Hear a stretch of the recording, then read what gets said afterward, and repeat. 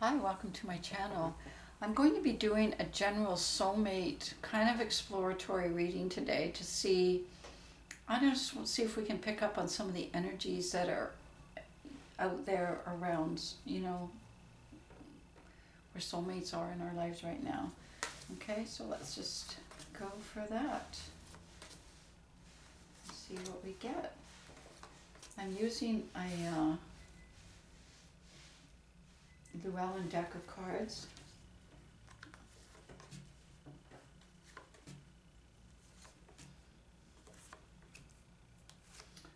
And I'll be using them also for clarifiers.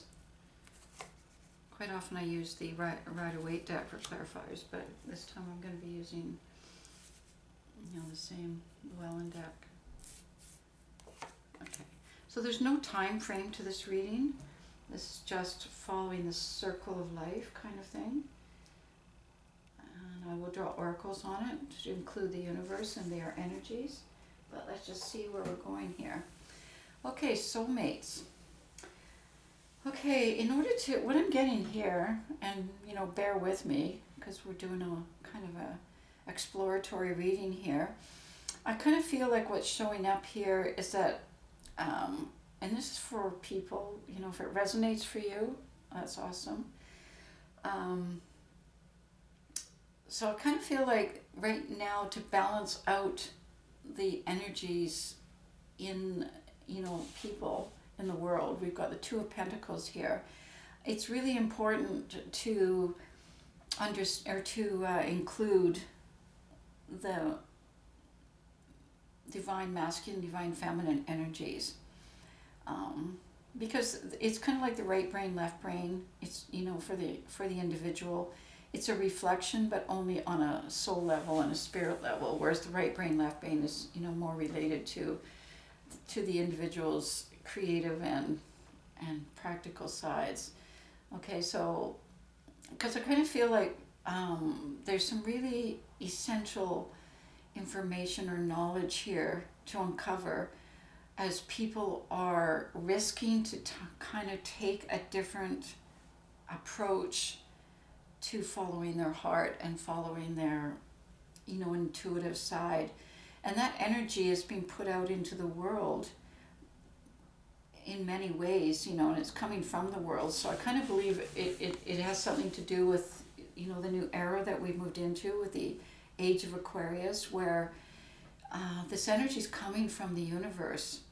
And, it's being acknowledged on all levels of the planet. So I don't think soulmates is for kind of maybe, romance or love in that particular way, but far greater than that, to create that balance on the planet, to open the heart, to acknowledge all living beings.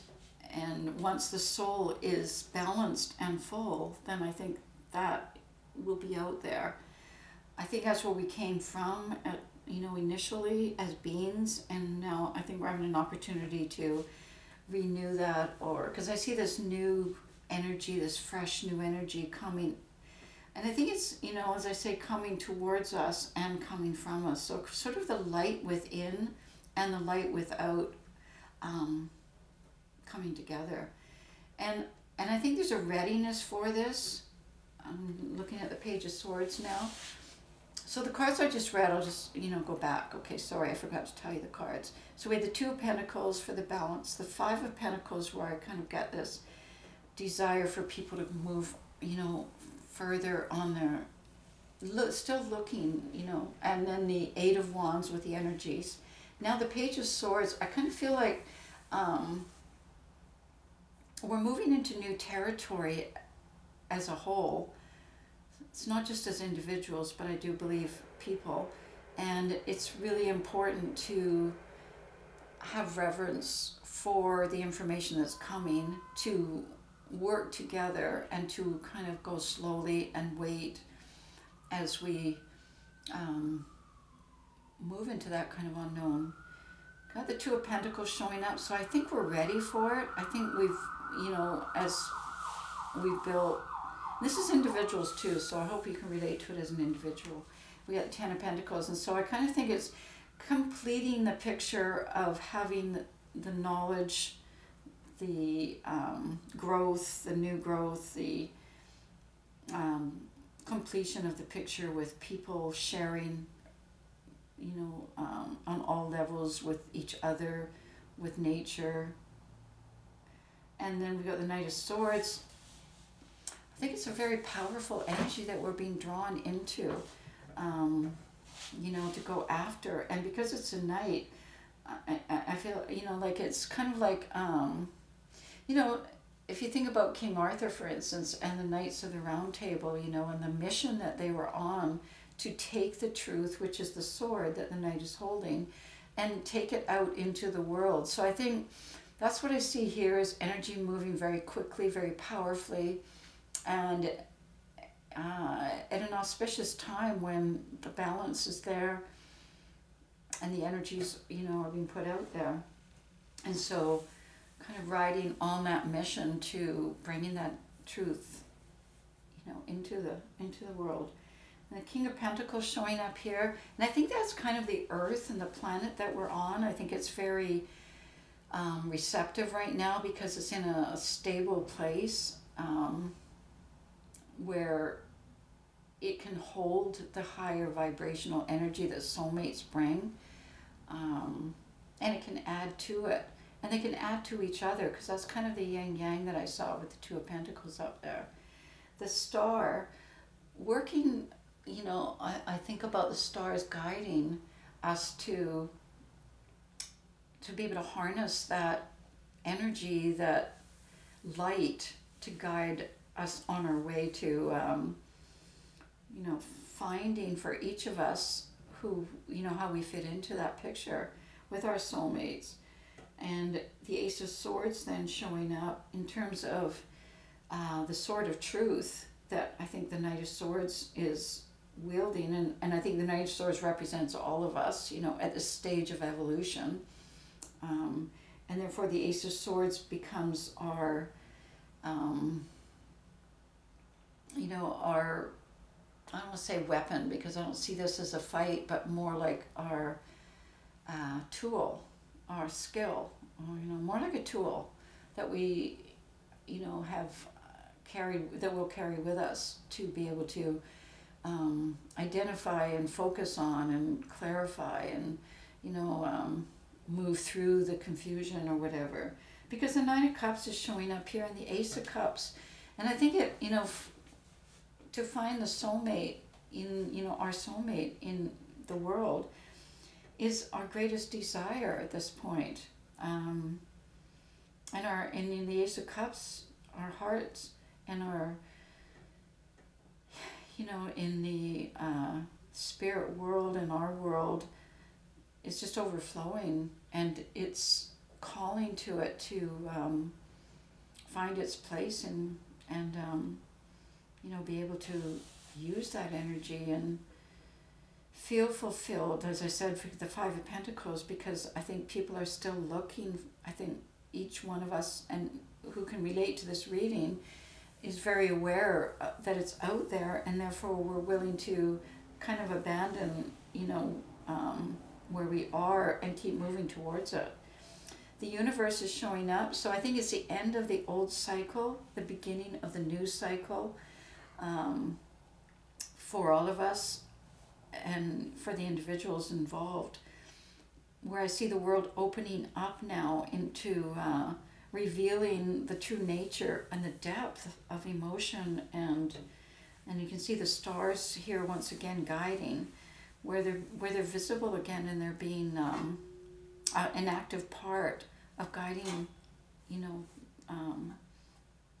guiding people towards it. The Temperance, we have the Keeper of the Well.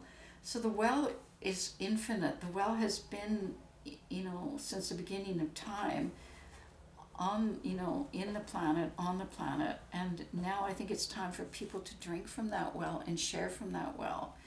And then I see the Ace of Pentacles. So this is enlightenment, new knowledge being offered to us now in a very practical way. So I'm just going to draw some oracles on it and see where the universe, you know, what they're adding to that kind of thing.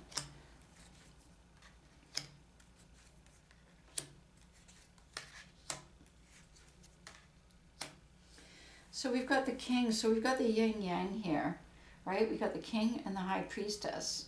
So once again, as I said, kind of the left and right hemisphere, but more manifest in people. The king representing the male energy, the male sexual energy, things pertaining to the laws of the universe and justice in terms of knowing, you know, how to appeal to that, so what we put out, we get back kind of thing.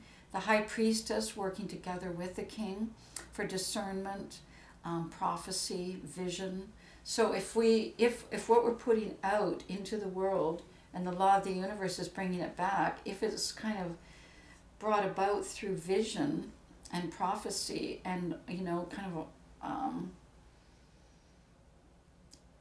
intuition, so intuitively putting out that level of and, you know, being able to receive at that level as well. So that's kind of how I see soulmates communicating. Then we've got the B, which is luck, industrious, and sweet victory. So the work that we're doing now to, you know, experience this or put into this, even, you know, as you're watching this reading, and people are seeking soulmates and seeking that connection with each other and with their true, you know, their true place, I guess, in their heart. I see sweet victory here. So once again, looking at the, you know, the king with the justice card and the law. So what we put out, we get back. So the work that we're doing, I see, you know, sweet victory there, and wealth and abundance. As in nature, we will be in our true form, and we will be in, like, cosmically connected to, through love and through our heart, to move, you know, kind of individually and as a whole. And then I see focus showing here, and it's one of the sacred journey markers.